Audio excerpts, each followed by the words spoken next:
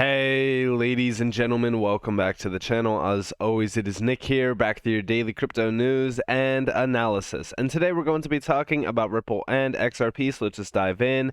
And let's start off with this tweet here from Jeremy Hogan. So we do see Legal Briefs, the finale. So Jeremy Hogan posted a video over on his channel, and it was a pretty in-depth overall view of what's happening around the SEC case, his predictions, and things like that. I highly suggest everybody go check it out. I think it's a very good video, and it really kind of goes in depth on the realistic viewpoints on what's happening around the case. Also, him being a lawyer really kind of goes a step further on to what's happening around the legality process, stuff like that. That most individuals, including myself, just would not understand. So, focusing on that and getting that viewpoint is also very good from his perspective. So I highly suggest you guys go check it out. But we do see from Justin Gilmore, he's asking the question saying, is settlement still a possibility? And we do see from Jeremy Hogan a pretty interesting response saying, yes, but time is running out. I think it's only feasible for another month or so. Now, this got me thinking because just recently, I'm sure that you guys probably watched the other video. We heard about a possible settlement on the December 15th date. Again, these dates don't really mean much, right? Like, there's no real discussion behind this. It's all rumors and stuff like that. But I want you all to understand that when we really kind of focus on the bigger picture around this SEC case, we definitely want to see some sort of push within this case to the point of like ending it, because we are starting to see the SEC go much bigger than just going after certain companies within crypto, because now they are going to go after crypto exchanges. This is because of the FTX collapse, which, again, I've talked about how the FTX collapse was a one big massive play. But this has now shifted the SEC's focus from, okay, yeah, we're going to go after a certain amount of companies within crypto. We're going to go after Ripple. We're going to go after this, whatever. To now, we need to focus on the major exchanges. A lot of people believe that Binance will be targeted next. A lot of people believe that it might be Coinbase. Honestly, I have no idea, but there's one thing that is a certainty around this is cold storage. We definitely need to cold storage our crypto. In fact, I recently just liked a tweet. It was interesting. It was from Gold Telegraph. We are now seeing a record of investors pulling Bitcoin from crypto exchanges. And I highly suggest everybody look into cold storage right now, because as we focus on the bigger picture around what happened with FTX and even around a lot of these crypto exchanges, cold storage is probably your best friend right now. And also, if you guys do want to save a lot of money on cold storage devices, I do have a link to DCENT Wallets down in the description below, as well as in the comments below. You can save upwards of like almost $100 on some of those. And also, I do have a Ledger link if anybody wants to check that one out as well. I don't think that you save any money on the Ledger link, but on the DCENT Wallet one, you definitely do. But with that in mind, as we do focus on the SEC and what their major motive is around this entire space, they want to go after the big dogs in this space. So when we look at what crypto exchange are going to go after, it's probably going to be a top 10 exchange, a tier 1. So that's very interesting. And also over here, the bigger picture beyond exchanges is Ethereum, because Ethereum would be a cascading, catastrophic move from the SEC. It would be just as big, if not much bigger, than them going after Ripple with XRP. Why? Because we know there's a ton of ERC20 tokens within the space that hold a massive amount of dominance as well as market cap.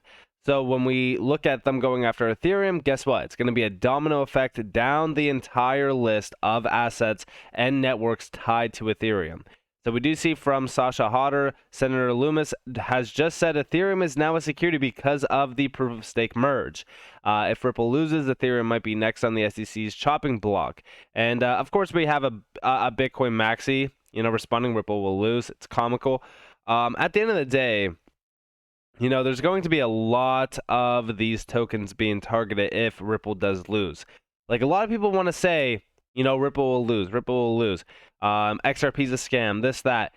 I don't think these people realize like how big of a moment this is for all of crypto. It's not just Ripple and XRP. Me being an XRP holder, me believing in, the overall vision behind XRP and, understanding the future around what Ripple is trying to do as well. I'm not biased. I think that there's still a few things around this case that, does make sense from the SEC's perspective, but also a lot of it is just complete nonsense. And I'm just going to be honest with you guys, what the SEC has done in the last 2 years, trying to hide information, trying to play like, okay, yeah, it might be a security. Okay, it is a security. Okay, we're going to go back on that. We're going to say this. We're going to say that. Like, them being wishy-washy with everything and just the way that they have upheld themselves, sorry. It just makes me think that this entire case is not just about crypto as well. It's about not only destroying, but also proving the fact that a government agency the size of the SEC is 100% corrupt. They're playing against the retail individuals. They don't care about protecting you. Like, this is what it truly means if Ripple wins. It's not just about the entire crypto industry. It's also about proving the facts around the SEC and what the SEC actually is doing. Now, will those facts come to see the light of day? We don't know. But the Hinman documents 100% could prove that. And we do see from John E. Deaton saying, is Ripple going to lose because LibraryCom lost? A lot of people have been asking me about this as well. This just got posted yesterday on December 11th. I predicted if Library lost, 2 things would happen. 1, the SEC would rush the decision to Judge Torres, acting as if the Supreme Court ruled. And 2, people would come out of the shadows and claim Ripple and XRP will share the same fate. And that's exactly what we've seen. Many of these folks haven't read one brief in this case, and the ones that did read the SEC's last brief, which in all honesty was the SEC's best work product in the case, it was better because it was a reply brief responding to Ripple's arguments, but Ripple didn't have the burden of proof. The SEC does. The SEC did a decent job at replying to Ripple's pre-1934 Blue Sky Laws argument. The SEC also did a decent job attacking Ripple's argument that there must be an underlying contract for an investment contract to exist.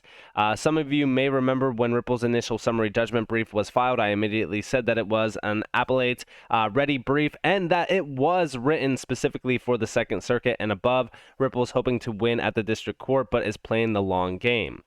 And we have so much more to this, like I can't read all of it. But one thing that I want you all to understand is, as we focus on Library, as we focus on what Library was doing and, the overall gist of the Library case, it was very similar to what Ripple was getting sued for and the overall token XRP. But I want you all to understand that it was not the exact same picture. And this entire thread from Johnny Deaton really kind of proves the overall idea around this. A few things that I want you all to focus on is, excuse me, is this one down here.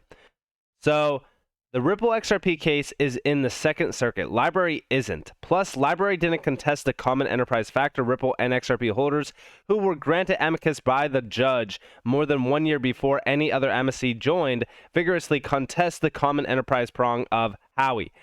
A common enterprise under the law, the existence of a common enterprise may be demonstrated through either horizontal commonality or vertical commonality. There are 2 types of vertical commonality.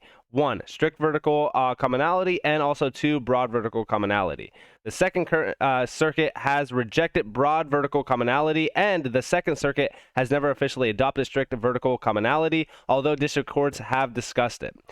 What this means is the SEC needs to establish horizontal commonality to guarantee is the big key word here, a win.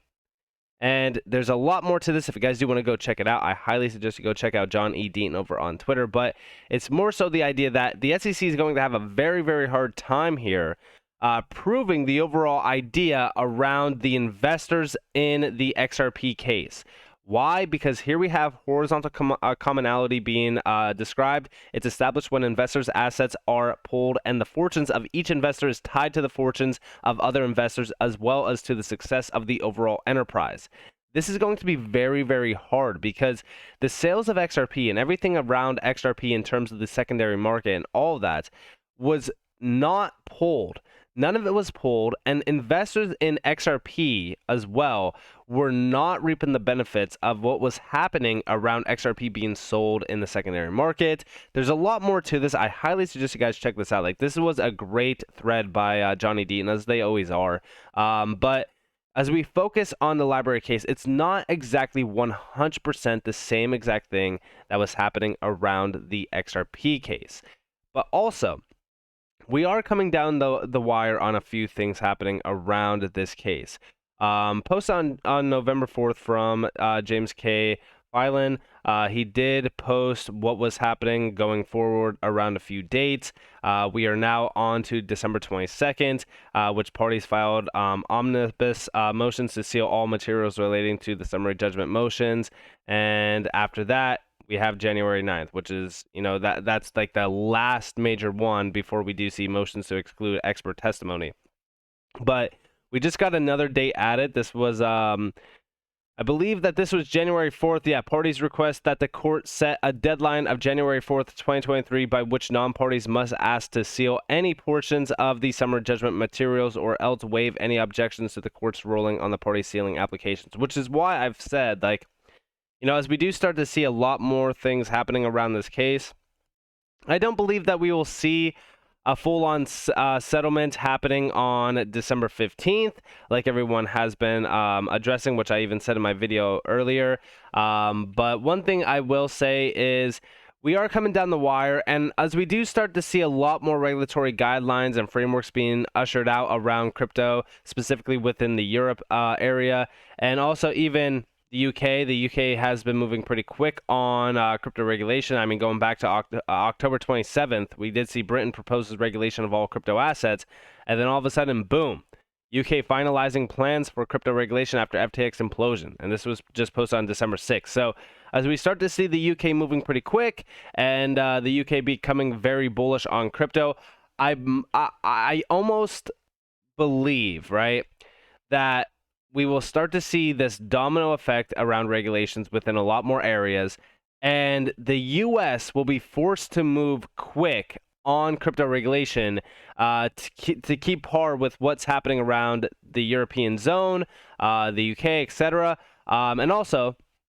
usually, I'm just going to say usually, the US follows what's happening around Europe in terms of like regulations and regulating assets like crypto. So will we see the U.S. push for regulations around crypto? Will we see them really kind of say, okay, we're going to green light it, we're going to push for a regulatory framework? It might actually happen. It might happen. Will we know if it's going to happen on December 15th? I mean, I highly doubt it. Like, I don't believe that this is going to be the case. James K. Phelan actually said March of 2023. I do think that the March of 2023 timeframe is one that I feel very confident about. I think that March of 2023 is a great time frame. It's the first quarter of 2023, so it's a perfect area of focus, and I have been focused on that for a while. You guys probably know from my past videos, I've said like 2023 is the time where we will most likely see a full-on settlement. But here we have Jeremy Hogan saying a settlement could be running out in terms of just a settlement time frame. Now, what does this mean? Well, it means that Ripple will most likely have a clear win, which would be the most beneficial thing that could happen around this entire SEC case. Why? Because it is there's no doubt around XRP's regulatory clarity and its use case ability within the banking and financial sector, which is what we want. We don't technically want a settlement. We want XRP to be cleared 100%. That's what Ripple also wants as well, to go full IPO. So with all of that in mind, I hope that you guys enjoyed this video. Did definitely leave a like, subscribe to notifications on if you guys have more free content. You guys are more than welcome to follow me on Twitter and join the free Discord down in the description below. As always, up to you all. Have a beautiful day, beautiful night, wherever you guys are on this world. This has been Nick. Peace out, guys.